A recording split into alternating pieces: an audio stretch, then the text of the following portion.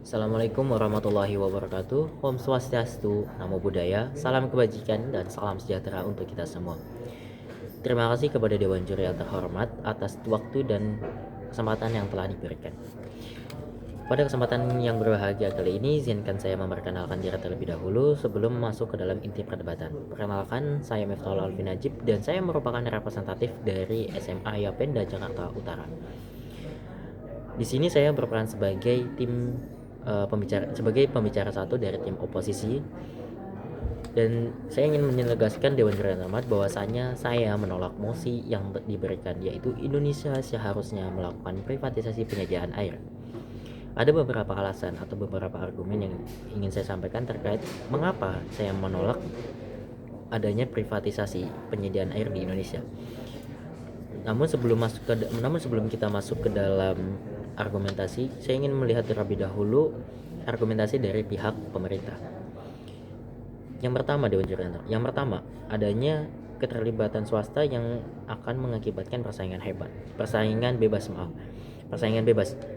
di mana persaingan bebas ini dapat memperbaiki mutu dalam penyedia air, di mana perusahaan A atau swasta A, B, C, D itu mereka akan bersaing satu sama lain demi menjadi penyedia air yang paling bagus, menjadi paling hebat dan paling memenuhi kebutuhan masyarakat. Yang kedua, mereka mengatakan bahwasanya pertanggungjawaban atas kepercayaan masyarakat akan meningkat, bahwasanya mereka akan lebih bertanggung jawab atau mereka akan lebih dapat dipercaya oleh masyarakat. Saya menolak pernyataan ini Dewan Juri Terhormat, atau saya membantah pernyataan dari tim pemerintah ini. Kenapa? Karena justru kepercayaan terhadap pihak swasta kepercayaan itu lebih kecil dibandingkan terhadap pihak pemerintah. Kenapa?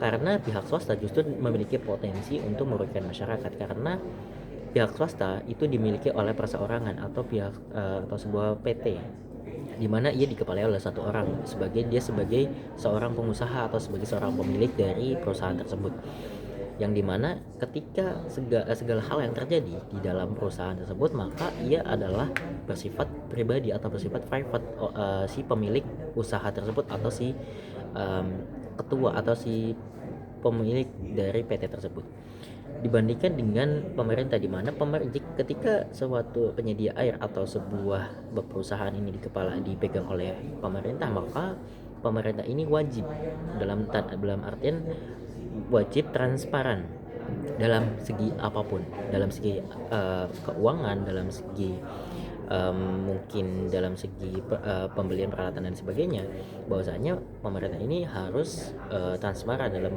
misalkan pembuatan kebijakan atau tadi di bidang keuangan dan lain sebagainya. Yang ketiga adalah transparansi keuangan, di mana yang tadi saya katakan